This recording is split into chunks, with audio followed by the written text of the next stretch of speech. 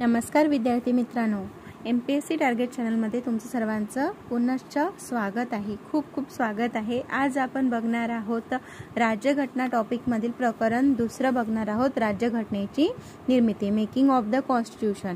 याआधी आपण प्रकरण पहिले बघितले होते, आता आपण प्रकरण दुसरं बघत आहोत. यामध्ये काय काय आहे? संविधान सभेची मागणी आहे, संविधान सभेची रचना कशी करायची आहे, उद्दिष्टांचा ठराव, या सर्व गोष्टी, संविधान सभेचे कामकाज, या सर्व गोष्टी या टॉपिकमध्ये येत असतात. त्यामध्ये राज्यघटनेची निर्मिती. चला तर मग सविस्तर वाचन करूया. बघा, संविधान सभेची मागणी, demand for a constituent assembly. तत्पूर्वी चॅनलला सबस्क्राईब केलं नसेल तर नवीन विद्यार्थ्यांना एक सूचना, चॅनलला सबस्क्राईब करा, बेल आयकॉनवर क्लिक करा, जेणेकरून नवनवीन व्हिडिओज तुमच्यापर्यंत लगेच येऊन पोहोचतील.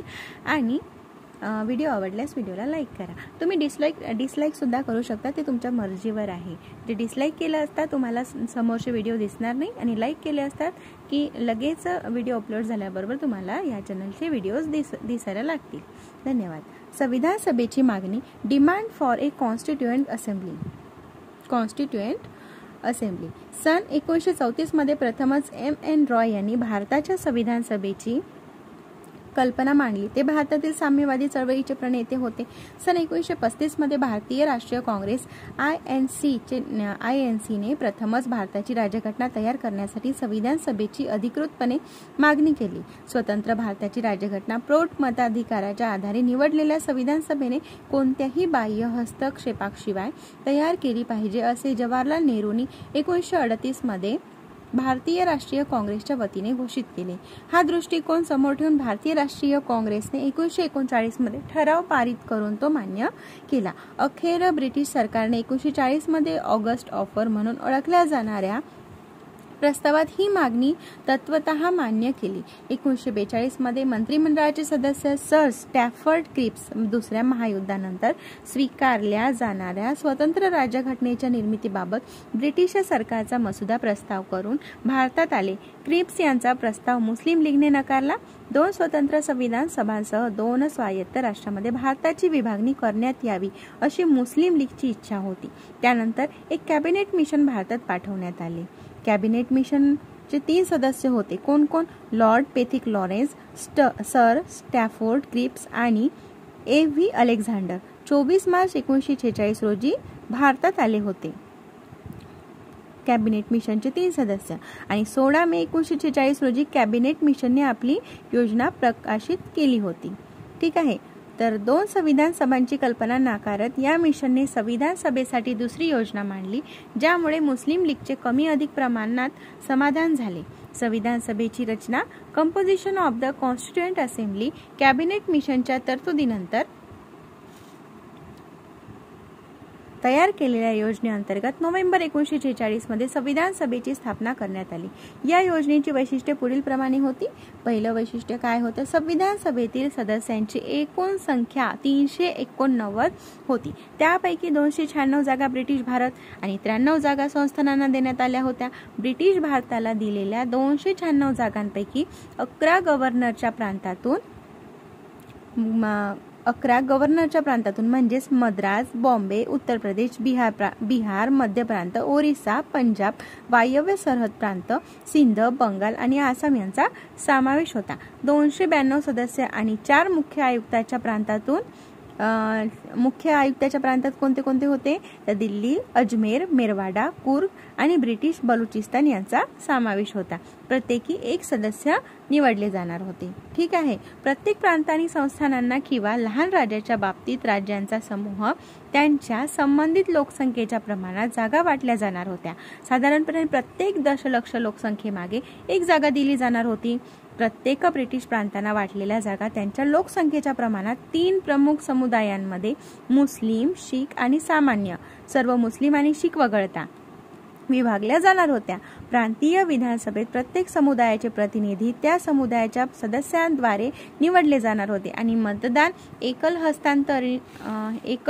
हस्तांतरणीय मताद्वारे प्रमाणशीर प्रतिनिधित्व पद्धतीने केले जावे. संस्थानाचे प्रमुख संस्थानाच्या प्रतिनिधींना नामनिर्देशित करणार होते. यावरून संविधान सभा अंशतः निवडून आलेल्या आणि अंशतः नामनिर्देशित करण्यात आलेल्या सदस्यांची निवड अप्रत्यक्षपणे निवड अप्रत्यक्षपणे प्रांतीय सभांच्या सदस्यांद्वारे केली जायची, जे स्वतः मर्यादित मताधिकारानुसार निवडून आलेले असत. बघा, मर्यादित मत अधिकारानुसार म्हणजेच सन 1935च्या भारत सरकार कायद्याने कर, मालमत्ता आणि इतर पात्रता आधारावर मर्यादित मताधिकार मंजूर केला होता. त्या आधारावर निवडून आलेले असत. जुलै-ऑगस्ट 1946 मध्ये संविधान सभेच्या निवडणुका ब्रिटिश भारतीय प्रांतांना दिलेल्या 296 जागांसाठी पार पाडल्या. बघा, या टॉपिकवर प्रश्न येतो. या एवढ्याच जागेमध्ये भरपूर प्रश्न येतात, त्यामुळे हा टॉपिक व्यवस्थित पद्धतीने नीट ऐका. मुस्लिम लीगला 73 जागा आणि लहान गट आणि अपक्षांना उर्वरित 15 जागा मिळाल्या. मात्र संस्थानांनी संविधान सभेपासून दूर राहण्याचा निर्णय घेतल्याने संस्थानांना वाटून दिलेल्या 93 जागा भरल्या गेल्या नाहीत. बघा, किती होत्या? मुस्लिम लीगला 73 जागा आणि लहान गट अपक्षांना उर्वरित 15 जागा मिळाल्या होत्या. मात्र संस्थानांनी संविधान सभेपासून दूर राहण्याचा निर्णय घेतल्याने संस्थानांना वाटून दिलेल्या 93 जागा भरल्या गेल्या नाहीत. संविधान सभेच्या सदस्यांची निवड भारतातील जनतेने थेट प्रौढ मताधिकाराच्या आधारे केलेली नसली तरी संविधान सभेत भारतीय समाजातील सर्व घटकांचे प्रतिनिधी कोण होते? हिंदू, मुस्लिम, शीख, पारसी, अँग्लो इंडियन, भारतीय ख्रिश्चन, अनुसूचित जाती, अनुसूचित जमाती यांचा समावेश होता. अँग्लो इंडियन म्हणजेच कोण? युरोपियन. ठीक आहे. आणि या सर्व वर्गातील महिलांचा समावेश होता. या संविधान सभेत महात्मा गांधी वगळता भारतातील सर्व महत्त्वाच्या व्यक्तींचा समावेश होता. महात्मा गांधी असहकार चळवळ आंदोलन यामध्ये बिझी होते, त्यामुळे या महात्मा गांधीचा यामध्ये समावेश नव्हता. संविधान सभेतील जागांचे वाटप, संविधान सभेच्या निवडणुकीचे निकाल, संविधान सभेतील समुदायनिहाय प्रतिनिधित्व आणि संविधान सभेतील महिला सदस्य यांचा उल्लेख अनुक्रमे 2.1, 2.2 म्हणजेच तक्त्यामध्ये केला आहे. या तक्त्यामध्ये केलेला आहे. आपण तो बघून घेऊया नंतर. आधी आपण कंटिन्यू वाचन करूया.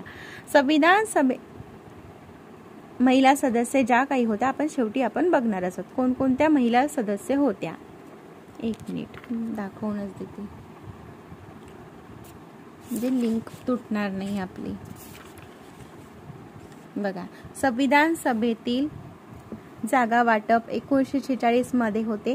प्रदेश ब्रिटिश अधिपत्याखालील भारतीय प्रांत किती? 11 होते. जागा किती होत्या? 292.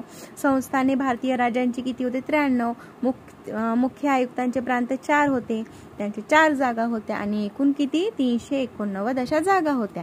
आणि संविधान सभेच्या निवडणुकीचा निकाल जुलै-ऑगस्ट 1946 मध्ये लागला होता. तर काँग्रेसचे 208 होते, मुस्लिम लीगचे 73 होते, युनियनिस्ट पक्षाचे 1 होते, युनियनिस्ट मुस्लिमचे 1 होते, फक्त एवढंच. अपक्ष 8 होते, शीखचे 1 होते, अनुसूचित जाती महासंघ 1, साम्यवादी पक्ष 1 असे होते, कृषक प्रजा पक्ष 1, युनियनिस्ट अनुसूचित जाती 1 होते. फक्त एवढं लक्षात ठेवा, काँग्रेस 208, मुस्लिम लीग 73 आणि अपक्ष 8 होते.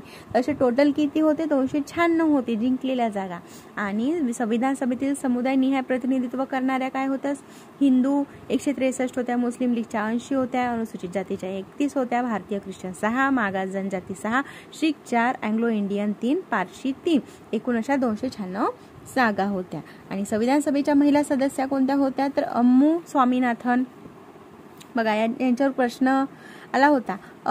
महिला सदस्य अम्मू स्वामीनाथन मद्रास जनरलच्या होता मतदारसंघातून, आणि ॲनी मॅस्कॅरिन त्रावणकोर आणि कोचीन युनियन, बेगम अल्झाज रसूल संयुक्त प्रांत मुस्लिम, दाक्षायणी वेलायुधन मद्रास जनरलच्या होत्या, जी दुर्गाबल मद्रासच्या, हंसा मेहता मुंबई यांच्यावर प्रश्न विचारला गेला होता. कमला चौधरी सुद्धा संयुक्त प्रांताच्या होत्या. कुठून निवडून आल्या होत्या, कोणत्या मतदारसंघाच्या होत्या ते या तक्त्यावरूनच विचारले जाते, त्यामुळे हा तक्ता करणं खूप गरजेचं आहे. हंसा मेहता मुंबई, कमला चौधरी संयुक्त प्रांत, लीला रे पश्चिम बंगाल, मालती चौधरी ओरिसा.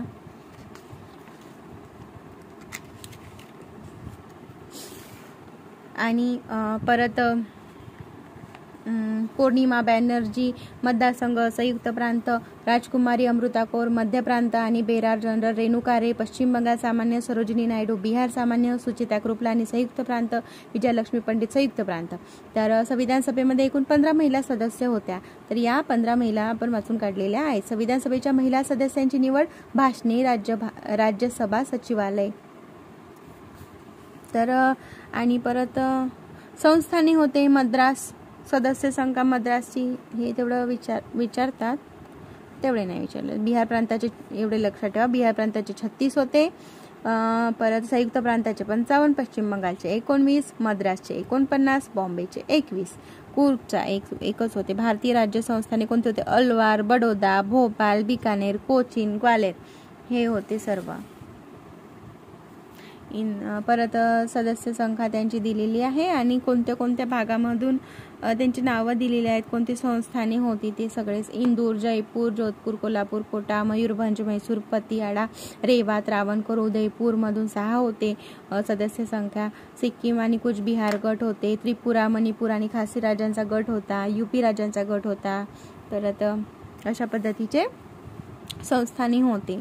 पूर्व राज्यांचा, पंजाब राज्यांचा गट याच्यातून 3 होते सदस्य संख्या.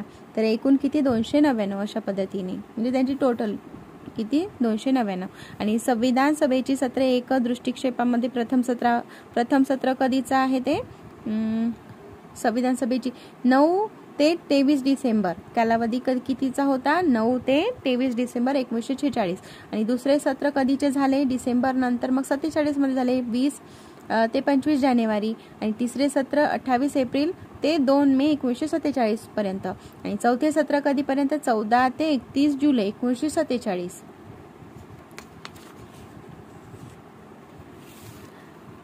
हेच आपल्याला माहिती नसतात आणि हे विचारले जाते यांचा कालावधी कधीपर्यंत होता. 5वे सत्र 14 ते 30 ऑगस्ट पर्यंत होते. 6वे सत्र 27 जानेवारी 1948. 7वे सत्र 4 नोव्हेंबर 1948 ते 8 जानेवारी 1949. 8वे होतं 16 मे ते 16 जून 1949. 9वे सत्र 30 जुलै 18 सप्टेंबर 1949. आणि 10वे सत्र 6 ते 17 ऑक्टोबर 1949. आणि 11वे सत्र 14 ते 26 नोव्हेंबर 1949. ठीक आहे. आणि 24 जानेवारी 1950 रोजी विधानसभेची पुन्हा एकदा बैठक झाली होती. या बैठकीत सदस्यांनी भारतीय राज्यघटनेवर त्यांच्या स्वाक्षऱ्या नोंदवल्या होत्या. बाकीचं समोर आपण बघणारच आहोत. चला तर मग आता दुसरं बघणार आहोत, संविधान सभेचे कामकाज. Working of the constituent assembly. आता वर्किंग कसं झालं होतं, कशा पद्धतीचं वर्क केलं गेलं होतं, त्या सगळ्या गोष्टी आपण आता डिटेलमध्ये वाचणार आहोत, बघणार आहोत. 9 डिसेंबर 1946 रोजी संविधान सभेची पहिली बैठक संपन्न झाली. मुस्लिम लीगने बैठकीवर बहिष्कार टाकला आणि स्वतंत्र पाकिस्तान राष्ट्राचा आग्रह धरला. आणि त्यामुळे काय झालं, बैठकीला केवळ 207 सदस्य उपस्थित राहिले. सर्वात वरिष्ठ सदस्य डॉक्टर सच्चिदानंद सिन्हा सर्वात वरिष्ठ होते ते आणि ज्येष्ठ होते. त्याच्यामुळे काय झालं, ते सभागृहातील सर्वात ज्येष्ठ सदस्य होते. यांची फ्रेंच पद्धतीनुसार, कोणत्या पद्धतीनुसार? फ्रेंच पद्धतीनुसार संविधान सभेचे हंगामी अध्यक्ष म्हणून निवड करण्यात आली होती. आता बघा, तर राऊंड टेबल मध्ये ते सगळे बसलेले होते आणि मग कोण करायचं, कोण व्हायचं, या सदस्य कोण बनणार, कोण हंगामी अध्यक्ष कोण बनणार म्हणून सगळेजण विचारात पडले होते. तर मग सच्चिदानंद सिन्हा हे जास्त म्हणजे ज्येष्ठ सदस्य होते. त्याच्यामुळे फ्रेंच पद्धतीनुसार संविधान सभेचे हंगामी अध्यक्ष म्हणून त्यांची निवड करण्यात आली होती. आणि 11 डिसेंबर 1946 रोजी काय झालं होतं, H.C. मुखर्जी 11 डिसेंबर 1946 रोजी डॉक्टर राजेंद्र प्रसाद यांना संविधान सभेच्या कायमस्वरूपी अध्यक्षपदी निवड करण्यात आली होती. बघा, 11 डिसेंबर 1946 रोजी डॉक्टर राजेंद्र प्रसाद. 46 इथेच आयोग चुकवता आपल्याला की नंबर 47 48 असं टाकून देतात. आपलं वाचन व्यवस्थित राहत नाही, आपण नीट ऐकलेलं नसतं, त्यामुळे आपण हेच चुकवून टाकतो तारीखच. 11 डिसेंबर 1946 रोजी डॉक्टर राजेंद्र प्रसाद यांना संविधान सभेच्या कायमस्वरूपी अध्यक्षपदी निवडण्यात आले. त्याचप्रमाणे 25 जानेवारी, बघा आता डिसेंबर नंतर 25 जानेवारी 1947 रोजी H.C. मुखर्जी यांना संविधान सभेच्या अध्यक्षपदी निवडण्यात आले. नंतर संविधान सभेने 2 उपाध्यक्ष असावेत असा ठराव केला. त्यानुसार 16 जुलै 1947 रोजी V.T. कृष्णमाचारी यांना सभासदाच्या दुसऱ्या उपाध्यक्षपदी निवडण्यात आले. पहिले कोण होते? राजेंद्र प्रसाद, त्याच्यानंतर H.C. मुखर्जी, त्याच्यानंतर मग VT कृष्णमाचारी यांना सभासदाच्या दुसऱ्या उपाध्यक्षपदी निवडण्यात आले. उद्दिष्टांचा ठराव, ऑब्जेक्टिव्ह रिझोल्युशन. चला बघूयात काय आहे उद्दिष्टांचा ठराव. 13 डिसेंबर 1946 रोजी जवाहरलाल नेहरूंनी संविधान सभेत ऐतिहासिक उद्दिष्टांचा ठराव मांडला. त्यात आणि संविधानिक मूलभूत तत्वे व संविधानिक रचनेचे तत्वज्ञान मांडण्यात आले. या ठरावातील मुद्दे पुढील प्रमाणे होते. संविधान सभा भारताला स्वतंत्र सार्वभौम प्रजासत्ताक म्हणून घोषित करण्याचा आणि भावी शासनाकरिता राज्यघटना तयार करण्याचा आपला ठाम आणि दृढ संकल्प जाहीर करते. ब्रिटिश भारताचा भाग असणारे प्रदेश, भारताचा भाग असणारी राज्य आणि भारताच्या बाहेरील भारतीय प्रदेश तसेच स्वतंत्र सार्वभौम भारतामध्ये विलीन होण्यास इच्छुक असणारी राज्ये आणि प्रदेश यांचे सर्वांचे मिळून एक संघ राज्य स्थापन करण्यात येईल आणि सदर प्रदेश सध्याच्या सीमांसह किंवा संविधान सभेद्वारे आणि त्यानंतर राज्यघटनेच्या कायद्यानुसार निर्धारित केल्या जाणाऱ्या सीमांसह यांना देशाच्या स्वायत्त घटकांचा दर्जा प्राप्त होईल. संघराज्याच्या अधिक्षेत्राखालील किंवा संघराज्याकरिता विहित करण्यात आलेले अधिकार व कार्य सोडून या प्रदेशांना आपल्या सीमा अंतर्गत भागासंबंधी अवशिष्ट अधिकारांसोबत शासन आणि प्रशासनाचे सर्व अधिकार असतील आणि ज्यामध्ये सार्वभौम स्वतंत्र भारत, त्याचे घटक भाग आणि शासनाच्या शाखा या सर्वांची सत्ता आणि अधिकाराचा स्रोत भारतीय नागरिकांमध्ये असेल आणि भारतातील सर्व लोकांना कायदा आणि सार्वजनिक नैतिकतेच्या अधीन राहून सामाजिक, आर्थिक आणि राजकीय न्याय, समान संधी आणि कायद्यापुढे समानता, विचार अभिव्यक्ती, बघा विचारतात हे समानता, विचार अभिव्यक्ती, विश्वास, श्रद्धा, उपासना, व्यवसाय आणि अधिसंघ आणि कृती यांचे स्वातंत्र्य यांची हमी आणि सुरक्षितता प्रदान करण्यात येईल. आणि मागास आणि आदिवासी क्षेत्रामध्ये कोण कोण होते हे विचारतात. यावर प्रश्न येतो बरं नेहमीच. मागास आणि आदिवासी क्षेत्रामध्ये अल्पसंख्याक, मागास आणि इतर मागासवर्गीयांच्या हक्कांच्या हितरक्षणासाठी आवश्यक यंत्रणा स्थापन केली जाईल आणि प्रजासत्ताकच्या प्रदेशांची अखंडता राखली जाईल आणि विकसित राष्ट्राच्या न्यायव्यवस्था आणि कायद्यानुसार भूसागरी आणि हवाई सीमा अंतर्गत सार्वभौम हक्क राखले जातील आणि ही प्राचीन भारतीय भूमी जगात आपल्या हक्काचे आणि मानाचे स्थान प्राप्त करेल. जागतिक शांतता व मानव जातीच्या कल्याणासाठी आपले पूर्ण आणि स्वेच्छेने योगदान देण्यास ही भूमी तत्पर राहील. हा ठराव 22 जानेवारी कधी मांडण्यात आला तर 22 जानेवारी 1947 रोजी संविधान सभेने सर्वानुमते मंजूर केला. त्यानंतरच्या सर्व टप्प्यामधून राज्यघटनेच्या अंतिम आकारावर त्याचा प्रभाव पडला. त्याची सुधारित आवृत्ती सध्याच्या राज्यघटनेची प्रस्तावना आहे. कळलं? चला बघूयात आता भारतीय स्वातंत्र्य कायद्यानुसार संविधान सभेमध्ये झालेले बदल, changes by the independence act काय आहेत. चला तर बघूया. संविधान सभेपासून दूर राहिलेल्या संस्थानांचे प्रतिनिधी हळूहळू सभेत सामील झाले. 28 एप्रिल 1947 रोजी 6 राज्यांचे कोणते 6 राज्य होते त्यामध्ये बडोदा, बिकानेर, जयपूर, पतियाळा, रेवा आणि उदयपूर यांचा समावेश होता. कोणता? बडोदा, बिकानेर, जयपूर, पतियाळा, रेवा आणि उदयपूर या राज्यांचा समावेश होता. प्रतिनिधी संविधान सभेचा भाग होते. 3 जून 1947च्या माउंटबॅटन योजना 3 जून 1947च्या माउंटबॅटन योजनेने देशाच्या फाळणीसाठी मान्यता दिल्यानंतर इतर बहुतेक संस्थानांच्या प्रतिनिधींनी संविधान सभेत आपली जागा घेतली. स्थानीय भारतातील मुस्लिम लीगचे सदस्यही संविधान सभेत दाखल झाले. सन 1947च्या भारतीय स्वातंत्र्य कायद्यानुसार संविधान सभेच्या रचनेत खालील 3 बदल करण्यात आले. संविधान सभा ही एक पूर्णपणे सार्वभौम संस्था झाली होती. तिच्या इच्छेनुसार सभा कोणतीही राज्यघटना तयार करू शकणार होती. संविधान सभा ही एक पूर्णपणे सार्वभौम संस्था झाली होती. तिच्या इच्छेनुसार सभा कोणती राज्यघटना तयार करू शकणार होती. या कायद्याने ब्रिटनच्या संसदेने भारतासंदर्भात केलेला कोणताही कायदा रद्द करण्याचा किंवा त्यात बदल करण्याचा अधिकार संविधान सभेला देण्यात आला.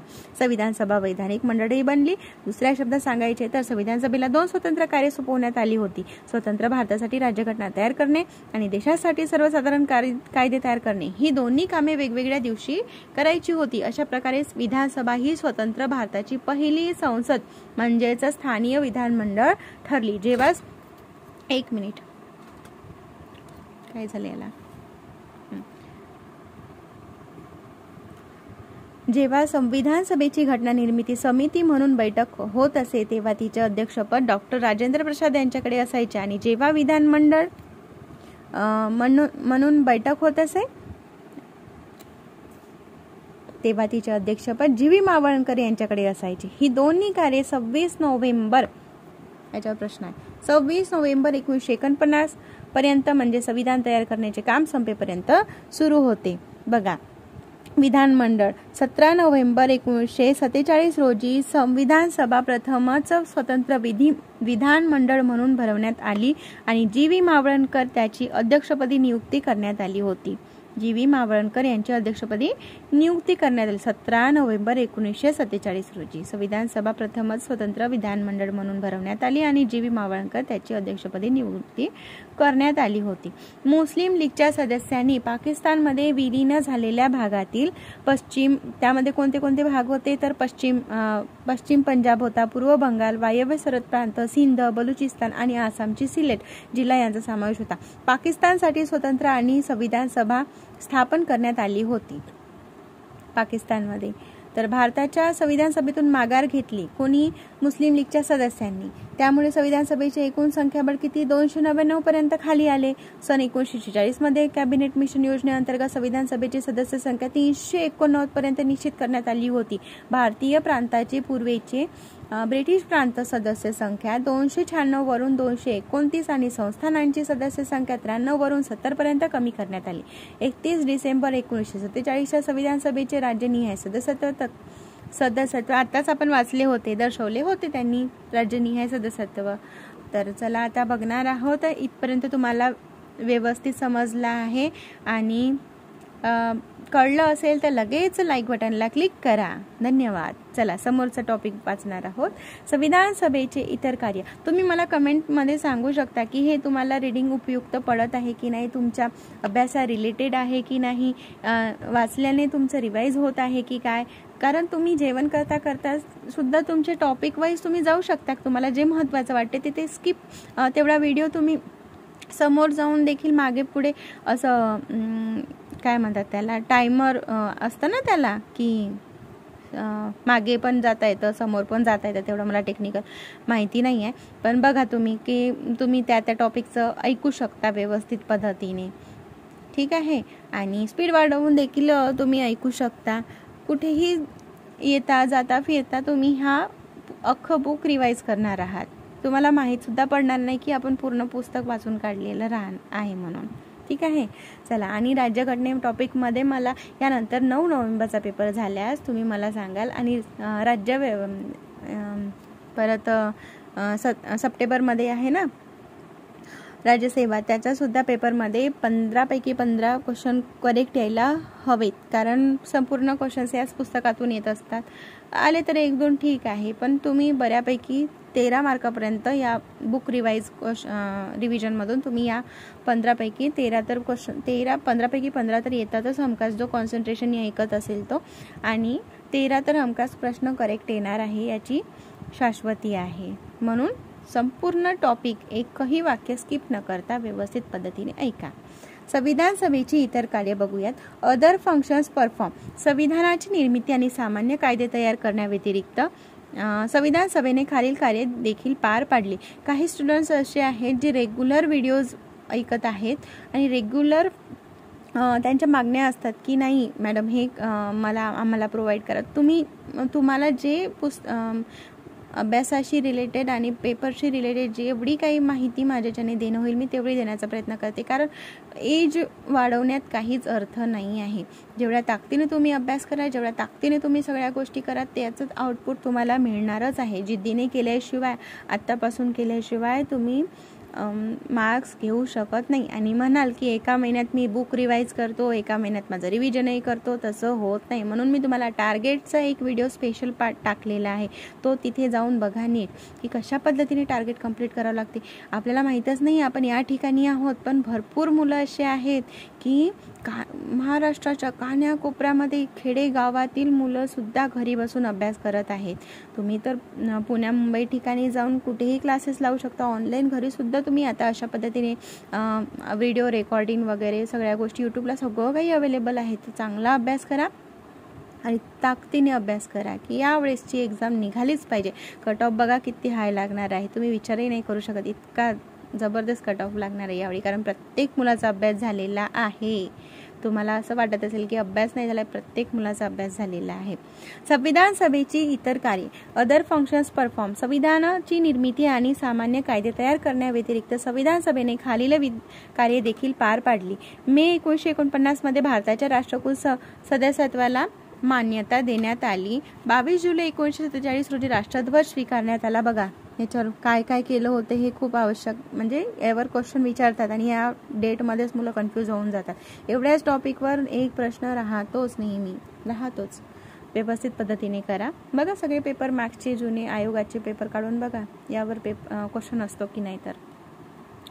तर एवढ्या टॉपिकवर असतो. आपल्याला विषयांतर करायचं नाही आहे, आपण बुक रिवाईज करत आहोत. परत आपल्याला 3 पानं वाचायची आहेत आणि जास्त वेळ नको व्हायला, फास्टमध्ये रिवाईज करून घेऊयात. तर बघा नीट लक्षपूर्वक ऐका. मे 1949, म्हणजे आपल्याला विश्वास नसते ना कोणाच्या नोट्सवर, तर बघा हे करेक्ट दिलेलं आहे. आपण ज्यातून पेपर निघतो नेहमीच आयोगाने आपल्याला सजेस्ट केलेले बुक्स आहेत त्यातूनच आपण वाचतोय. त्यामुळे डेट्स चुकीची आहे किंवा मन चुकीचं आहे असं काहीच नाही. व्यवस्थित पद्धतीने ऐका आणि याच्यावर कधी पण क्वेश्चन आला तर कधीच विसरायचं नाही. 1949 मध्ये भारताच्या राष्ट्रकुल सदस्यत्वाला मान्यता देण्यात आली. कधी? 1949 मध्ये. आणि मे 1949, तिथे तारीख नाही आहे. मे 1949 मध्ये भारताच्या राष्ट्रकुल सदस्यत्वाला मान्यता देण्यात आली आहे. 22 जुलै 1947 रोजी राष्ट्रध्वज स्वीकारण्यात आलेला आहे. बघा आधी राष्ट्रध्वज स्वीकारण्यात आला असणार, ठीक आहे, 22 जुलैला. नंतर झेंडा फडकवला ना, ठीक आहे. 24 जानेवारी 1950 रोजी राष्ट्रगीत स्वीकारण्यात आले होते. राष्ट्रगीत आणि राष्ट्रीय गान यामध्ये फरक आहे ते मला तुम्ही कमेंट सेक्शन मध्ये सांगा. राष्ट्रगीत कोणते आहे आणि राष्ट्रगान कोणी आहे? राष्ट्रगीत कोणी म्हटले होते, राष्ट्रगान कोणी म्हटले आहे, कोणी लिहिलं आहे ते मला कमेंट सेक्शन मध्ये सांगा. तुम्ही यूट्यूबला किंवा कुठल्याही गुगलला जरी गेले तरी सुद्धा तुम्हाला याचं उत्तर मिळणार आहे. ते मला तुम्ही कमेंट सेक्शन मध्ये नक्की सांगा, ठीक आहे. 24 जानेवारी 1950 रोजी राष्ट्रगीत स्वीकारण्यात आले. 24 जानेवारी रोजी 1950 रोजी राष्ट्रीय गीत स्वीकारण्यात आले. आणि 24 जानेवारी 1950 रोजी भारताचे पहिले राष्ट्रपती म्हणून डॉक्टर राजेंद्र प्रसाद यांची निवड करण्यात आली. बघा 3 घटना घडल्या होत्या 1950 रोजी सेम डेला. आणि संविधान सभेची 2 वर्षे 11 महिने आणि 18 दिवसात एकूण 11 सत्रे झाली. किती? एकूण 11 सत्रे झाली होती. संविधान सभेची 2 वर्ष 11 महिने आणि 18 दिवसामध्ये एकूण 11 सत्रे झाली.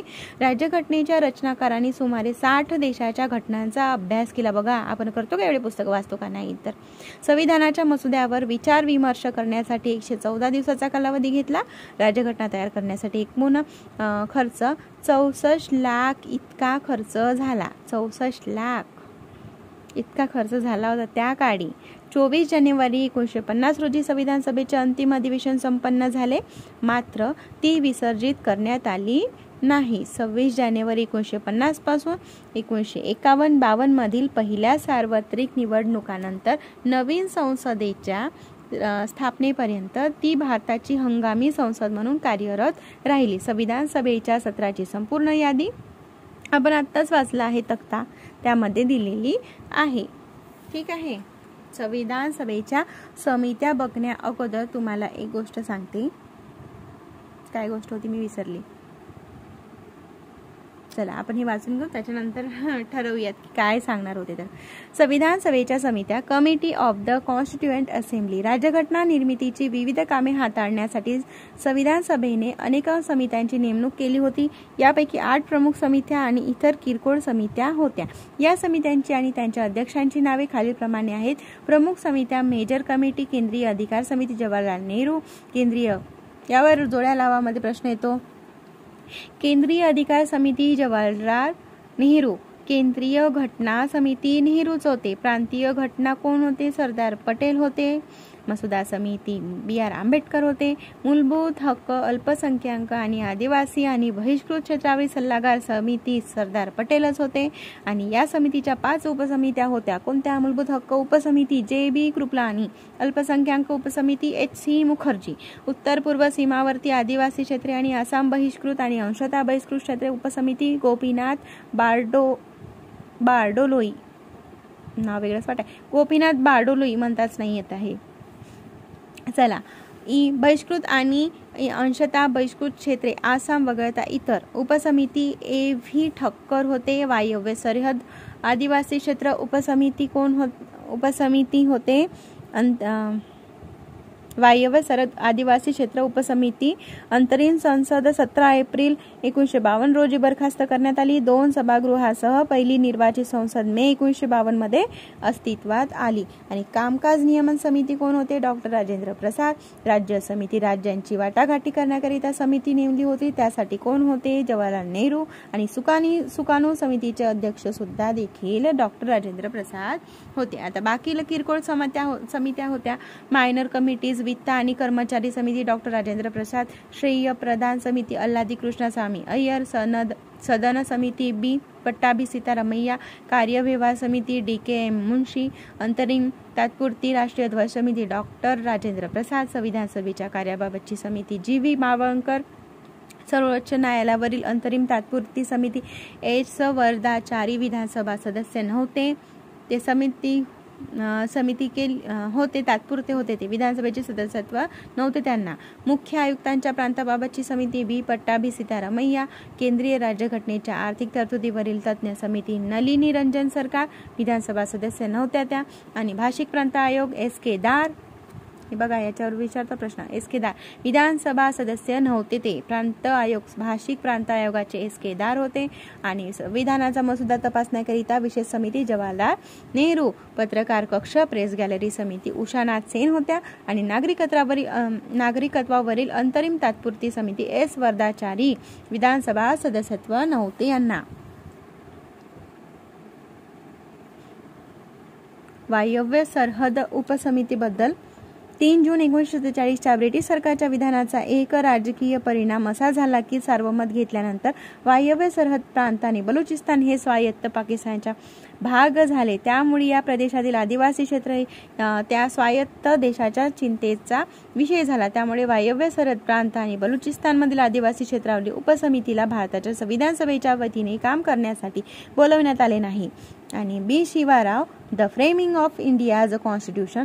सिलेक्ट डॉक्युमेंट्स इथून घेतलेला आहे ते सगळी माहिती. आणि या उपसमितीचे सदस्य होते खान अब्दुल गफ्फार खान, खान अब्दुल समद खान आणि मेहर चांद खन्ना. उपसमितीच्या अध्यक्षाबाबत माहिती उपलब्ध झालेली नाही आहे. मी हेच सांगणार होते की एवढी डिटेल माहिती मी तुमच्यापर्यंत पोहोचवत आहे तर एक लाईक बनतोच तुमचा.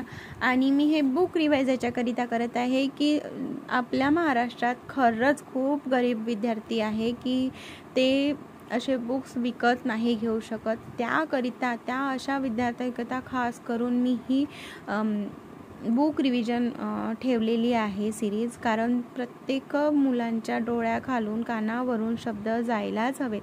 आणि किती बेरोजगार आहेत अजूनही असे, खास करून मुलींचा तर प्रश्न भरपूरच आहे. मुली अभ्यास करतात, पुस्तक वाचतात, पण मुलं खास करून अभ्यासच नाही करत, मग वेळेवर करायला घेतात. तसं होत नाही ना. पेपर कसे पास होणार तुम्ही? आणि मुलांनी खास करून लवकरात लवकर वयाच्या 23-24 वर्षी नोकरीला लागा तुम्ही. याकरिता खास हे बुक रिव्हिजन आवर्जून तुमच्यासमोर मांडते आहे. एवढं मी माझा घसा ओरडून तुम्हाला सांगत आहे, वाचत आहे, तर त्याचं श्रेय तुम्हाला जायलाच हवं. कशाच्या बाबतीत? तर एक सबस्क्रिप्शन, एक लाईक, हीच माझी कमाई आहे. धन्यवाद. चला, मसुदा समिती ड्राफ्टिंग कमिटी 29 ऑगस्ट 1947 रोजी स्थापन करण्यात आलेली मसुदा समिती संविधान सभेच्या समित्यामध्ये सर्वात महत्त्वाची समिती होती. आणि नवीन राज्यघटनेचा मसुदा तयार करण्याचे काम या समितीला सोपवण्यात आले होते. समितीत 7 सदस्यांचा समावेश होता. या सदस्यांची नावे पुढील प्रमाणे: BR आंबेडकर अध्यक्ष, N Gopalaswami Ayyangar, Alladi Krishnaswami Ayyar, doctor KM Munshi, sir Syed Mohammad Saadulla, N Madhavrao. प्रकृती अस्वास्थ्यामुळे BL मित्तर यांनी राजीनामा दिला आणि त्यांच्या जागेवर त्यांचे सदस्यत्व राव यांना देण्यात आले. आणि 7वे कोण होते? TT कृष्णमाचारी. 1948 मध्ये DP खेतान यांचे निधन झाले. त्यांचे सदस्यत्व कृष्णमाचारी यांना देण्यात आले होते. मसुदा समितीने विविध समित्यांचे प्रस्ताव विचारात घेऊन भारतीय राज्यघटनेचा पहिला मसुदा तयार केला, जो फेब्रुवारी 1948 मध्ये प्रकाशित करण्यात आला.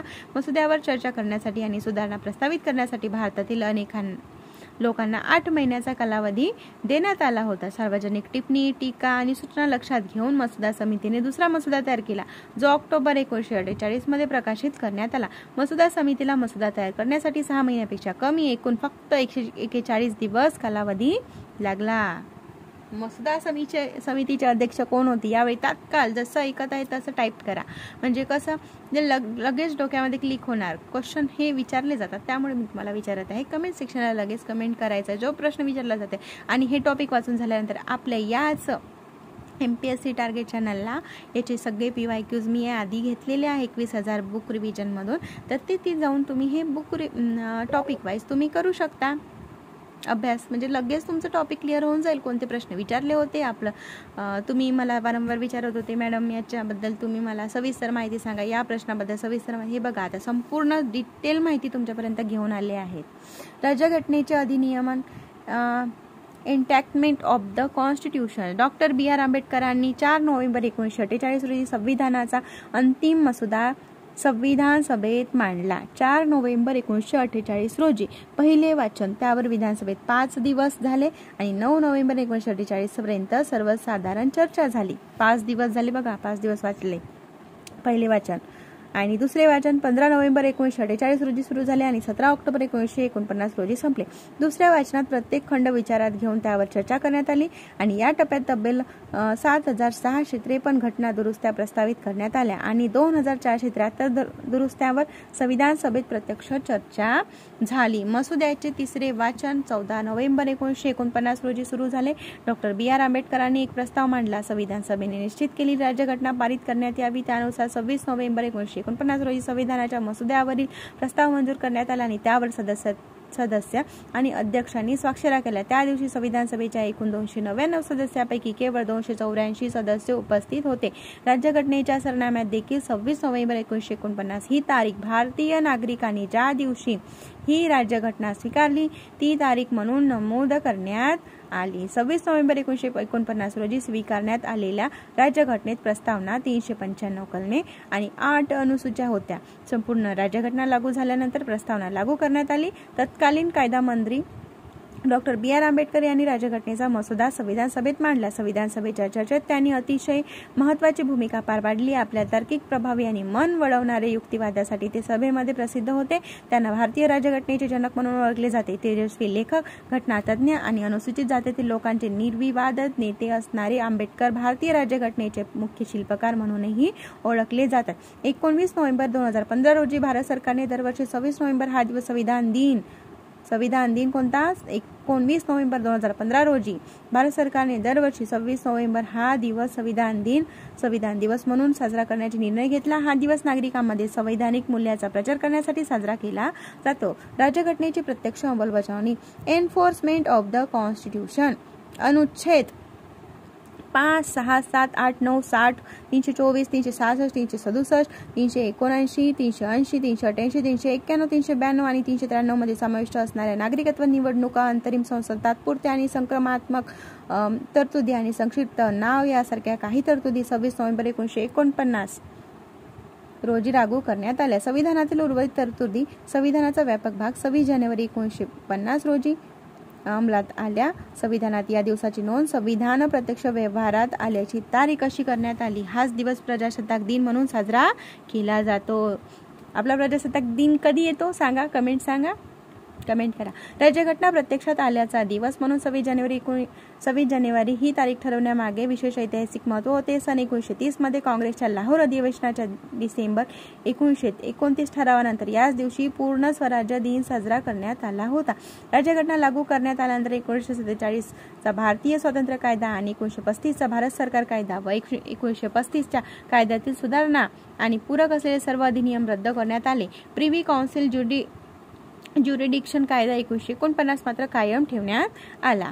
काँग्रेस पक्षातील तज्ज्ञांची समिती. Experts committee of the Congress. संविधान सभेचा निवडणुका अजूनही सुरू असतानाच 8 जुलै 1946 रोजी बघा, 8 जुलै 1946 रोजी काँग्रेस पक्षाने, भारतीय राष्ट्रीय काँग्रेस एकच पक्ष होता त्यावेळी, संविधान सभेसाठी संहिता तयार करण्याच्या उद्देशाने तज्ज्ञाची समिती नेमली. या समितीत खाली सदस्यांचा म्हणजे कोणाचा, B Shiva Rao, the framing of India's constitution select document मधून घेतलेला आहे यांची माहिती. संविधान सभेसाठी संहिता तयार करण्याच्या उद्देशाने तज्ज्ञांची समिती नेमली. या समितीत Shivarao, the framing of India's institution यांचा समावेश होता. कोण कोण समावेश होते, जवाहरलाल नेहरू अध्यक्ष होते, एम असफ अली खान, के एम मुन्शी, एन गोपाल, हे बघा हे विचारतात यांची नावं. 8 जुलै 1946 रोजी काँग्रेस पक्षाने भारतीय राष्ट्रीय काँग्रेस संविधान सभेसाठी संहिता तयार करण्याच्या उद्देशाने तज्ज्ञांची समिती नेमली होती. कोणते कोणते तज्ज्ञ होते व्यक्ती, जवाहरलाल नेहरू होते, एम असफ अली होते, के मुन्शी होते, एन गोपाल स्वामी अय्यंगार होते, के टी शाह होते, डी आर गाडगीळ होते, हुमायून कबीर, के संथानम. नंतर अध्यक्षाच्या प्रस्तावानुसार कृष्णा कृपलानी यांची समितीचे सदस्य व निमंत्रक म्हणून सहनियुक्ती करण्याचा ठराव मांडण्यात आला. समितीच्या 2 बैठका पार पडल्या. पहिली बैठक 20 ते 22 जुलै 1946 दरम्यान नवी दिल्ली येथे, दुसरी बैठक 15 ते 17 ऑगस्ट 1946 दरम्यान मुंबई येथे घेण्यात आली. सदस्यांनी तयार केलेल्या टिपणाव्यतिरिक्त समितीमध्ये संविधान सभेने स्वीकारल्या जाणाऱ्या कार्यपद्धतीवर, विविध समित्याच्या नियुक्तीच्या प्रश्नावर आणि संविधान सभेच्या पहिल्या सत्रात घटनेच्या उद्दिष्टावरील ठरावाच्या मसुद्यावरही चर्चा करण्यात आली. चर्चा करण्यात आली. या समितीने राज्यघटनेच्या निर्मितीमध्ये निभावलेल्या भूमिकेबद्दल अमेरिकन घटनातज्ञ कोण होते, ग्रॅनविल ऑस्टिन. राज्यघटनेचे कोण होते, अमेरिकन घटनातज्ञ होते ते ग्रॅनविल ऑस्टिन. निरीक्षक नोंदवले होते. काँग्रेस तज्ञ समितीने भारताला सध्याकालीन संविधानाच्या वाटेवर नेऊन सोडले होते. कॅबिनेट मिशन योजनेच्या चौकटीत काम करणाऱ्या समिती सदस्यांनी स्वायत्त क्षेत्र, प्रांतिक सरकार आणि केंद्राचे अधिकार आणि संस्थाने व घटना दुरुस्तीचा अधिकार यासारख्या मसुद्याबाबत सामान्य सूचना केल्या. त्यांनी उद्दिष्ट ठरावाशी साधर्म्य असलेला एक ठरावही तयार केला. कोणता, Granville Austin, the Indian constitution cornerstone of a nation, Oxford. संविधान सभेवरील टीका. आता टीका बघून घेणार आहोत आपण. Criticism of the constituent assembly. समीक्षकांनी विविध कारणांनी संविधान सभेच्या खालील घटकावर टीका केली आहे. ही कारणे पुढील प्रमाणे. मी माझ्या जिल्हा परिषदेच्या टीचर्स लोकांना मनापासून धन्यवाद मानते, कारण त्यांनी मला मराठी वाचनाची आवड निर्माण केली. त्यांनी मला शिकवलं मराठीमध्ये. त्यामुळे मी एवढ्या स्पीडनी आणि एवढ्या व्यवस्थित पद्धतीने तुमच्यापर्यंत मी आता हे पुस्तक वाचून तुमच्यापर्यंत पोहोचू शकत आहे. तर मी माझ्या आणि तुम्ही सुद्धा जेवढेही मराठी शिक्षक आहेत त्यांना मनापासून धन्यवाद करा, थँक्स म्हणा त्यांना. मराठी शाळेचं हे एवढं मोठं योगदान आहे माझ्या आयुष्यामध्ये. सभेत प्रतिनिधिकत्वेचा अभाव. जर मी इंग्लिश स्कूलमध्ये शिकली असेल तर मला सगळं काही इंग्लिशमध्ये वाचावं लागलं असतं तुमच्यासोबत. मराठीमध्ये असं डायरेक्ट क्लिक होतं. खूप सुंदर टीचर होते, म्हणजे टीचरच नव्हत्या, थोडेफार होते. ते खूप चांगले भेटले मला, आणि नाही भेटले तर ते विषय माझे तसेच राहिले. स्वतःहून अभ्यास करावा लागला मला स्वतःला. मी ज्यावेळी 7व्या वर्गात होते तेव्हा मी स्वतः मुलांना शिकवायचे. म्हणजे विचार करा, मीच त्यांचे टीचर बनायचे, मीच शिकवायचे, अशी आमची परिस्थिती होती त्यावेळी. सभेत प्रतिनिधिकत्वेचा अभाव. संविधान सभेचे सदस्य सार्वत्रिक प्रौढ मताधिकाराच्या आधारावर भारतातील जनतेने थेट निवडले नव्हते. या कारणास्तव संविधान सभा ही प्रातिनिधिक संस्था नव्हती, अशा समीक्षकांनी युक्तिवाद केला आहे. सार्वभौम संस्था नव्हती. संविधान सभा ब्रिटिश सरकारच्या प्रस्तावानुसार तयार करण्यात आली होती, त्यामुळे ती सार्वभौम संस्था नाही, असे समीक्षकांनी सांगितले. संविधान सभेची अधिवेशने देखील ब्रिटिश सरकारच्या परवानगीने भरवण्यात आली होती. वेळखाऊ म्हणजे बघा, समीक्षकांच्या मते संविधान सभेला संविधान तयार करण्यासाठी अवाजवी वेळ लागला. अमेरिकन राज्यघटनेच्या रचनाकारांना त्याचे काम पूर्ण करण्यासाठी फक्त 4 महिने लागले होते, असे त्यांनी नमूद केले. या संदर्भात संविधान सभेचे सदस्य नजरुद्दीन अहमद यांनी मसुदा समिती ड्राफ्टिंग कमिटी साठी नवे नाव सुचवले. त्यांनी तिला ड्रिफ्टिंग कमिटी, मूळ गाभ्यापासून दूर गेलेली स्खलन समिती म्हणतात त्याला. ड्रिफ्टिंग हा शब्द तुम्ही कुठे ऐकला असा भूगोलात. ड्रिफ्टिंग.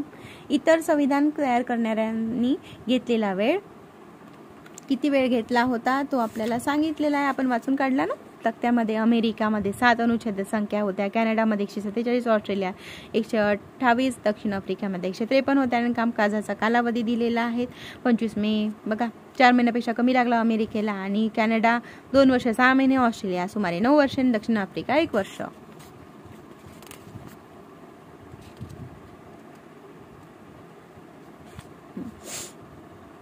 काँग्रेस पक्षाचे वर्चस्व. संविधान सभेवर काँग्रेस पक्षाचे वर्चस्व होते असा आरोप टीकाकारांनी केला. या संदर्भात अमेरिकन घटनात्मक तज्ज्ञ कोण होते? ग्रॅनविल ऑस्टिन यांनी म्हटले आहे, संविधान सभा हे मूलतः एक पक्षीय असणाऱ्या देशातील एक पक्षीय मंडळ होते. संविधान सभा म्हणजे काँग्रेस आणि काँग्रेस म्हणजे भारत होता. बघा एकच पक्ष होता ना त्यावेळी, त्यामुळे वकील राजकारण्याचे वर्चस्व. संविधान सभेवरील वकील आणि राजकीय नेत्याचे वर्चस्व होते अशी टीका करण्यात आली. समाजातील इतर घटकांना योग्य प्रमाणात प्रतिनिधित्व देण्यात आले नाही हे टीकाकारांनी निदर्शनास आणून दिले. राज्यघटनेचा वाढावा आकार आणि तिच्या किचकट भाषेमागे हेच मुख्य कारण आहे की असे त्यांचा युक्तिवाद होता. हिंदूचे वर्चस्व. काही समीक्षकांच्या मते संविधान सभा हिंदूचे वर्चस्व असणारे मंडळ होते. लॉर्ड विस्काउंटन सायमन यांनी तिला हिंदूची संस्था म्हटले. त्याचप्रमाणे संविधान सभा भारतातील केवळ एका प्रमुख समुदायाचे प्रतिनिधित्व करते असे विन्स्टन चर्चिल यांनी नमूद केले. महत्त्वाच्या नोंदी. Important facts. हत्ती हे संविधान सभेचे प्रतीक चिन्ह म्हणून स्वीकारण्यात आले होते. सर BN राव दिलेला आहे. राव यांचे संविधान सभेचे संविधान सल्लागार, कायदेशीर सल्लागार सर BN राव म्हणून यांची नियुक्ती करण्यात आली होती. प्रश्न विचारतात. HVR अय्यंगार हे संविधान सभेचे सचिव होते. HV अय्यंगार संविधान सभेचे सचिव होते. SN मुखर्जी हे संविधान सभेतील राज्यघटनेचे मुख्य मसुदाकार होते. मुख्य मसुदाकार मुखर्जी होते. प्रेम बिहारी नारायण रायजादा हे भारतीय राज्यघटनेचे अक्षरलेखनकार होते. प्रेम बिहारी रायजादा. मूळ राज्यघटना त्यांनी स्वतःच्या हाताने तिरक्या इटालिक शैलीमध्ये लिहिली होती आणि मूळ आवृत्तीला नंदलाल बोस आणि बेओर राम मनोहर सिन्हा यांच्यासह शांती निकेतनमधील कलावंतांनी सौंदर्य प्रदान केले आणि सुशोभित केले. प्रेम बिहारी नारायण रायजादा यांनी अक्षरलेखन केल्यामुळे मूळ प्रस्तावित केला. बेओहर राम मनोहर सिन्हा यांनी सुशोभित आणि अलंकृत केले. मूळ राज्यघटनेच्या हिंदी आवृत्तीचे अक्षरलेखन वसंत कृष्णन वैद्य यांनी केले होते आणि नंदलाल बोस यांनी तिचे सुरेख सुशोभन केले. राज्यघटनेची हिंदी आवृत्ती. Hindi text of the constitution. सुरुवातीला भारतीय राज्यघटनेच्या हिंदी भाषेतील अधिकृत आवृत्ती आणि संदर्भात कोणतीही तरतूद करण्यात आली नव्हती. मात्र 1987च्या 58व्या घटना दुरुस्ती कायद्याने या संदर्भात तरतूद करण्यात आली. या घटना दुरुस्तीने राज्यघटनेच्या शेवटच्या भागात म्हणजे विभाग 10-22 मध्ये कलम 394 हे वाचता येते का तुम्हाला? हे 10 आहे, हे 10 आणि हे 1 म्हणजे किती झाले? 22. कलम शिकले ना मराठी शाळेमध्ये. रोमन 394A समाविष्ट करण्यात आले. या कलमातील तरतुदी खालील प्रमाणे आहेत. या कलमान्वये राष्ट्रपतींना खालील बाबी प्रकाशित करण्याचा अधिकार असेल. राज्यघटनेचे हिंदी भाषेत भाषांतर. हिंदी भाषेतील केंद्रीय अधिनियमाच्या अधिकृत मजकुरामध्ये स्वीकारलेल्या भाषा शैली आणि संज्ञा यांच्याशी सुसंगत करण्यासाठी आवश्यक ते बदल या भाषांतरामध्ये करण्यात येतील असे प्रकाशन करण्यापूर्वी संविधानात केलेल्या सर्व घटना दुरुस्त्या या भाषांतरांमध्ये समाविष्ट केल्या पाहिजेत. इंग्रजी भाषेतील संविधानात केलेल्या प्रत्येक घटना दुरुस्तीचे हिंदीत भाषांतर. बघा वाक्य वाचायचं असेल तर श्वास रोखून फुल स्टॉप येईपर्यंत संपूर्ण वाक्य वाचायचं म्हणजे आपलं फास्ट रीडिंग होते. प्रकाशित केलेले राज्यघटनेचे भाषांतर आणि त्यातील प्रत्येक घटना दुरुस्ती ही इंग्रजीतील मूळ मजकुराच्या अर्थाची संलग्न असायला हवी. याबाबत काही वाद उद्भवला तर राष्ट्रपती हिंदी मजकुरात योग्य ती सुधारणा करण्यास सांगू शकतात.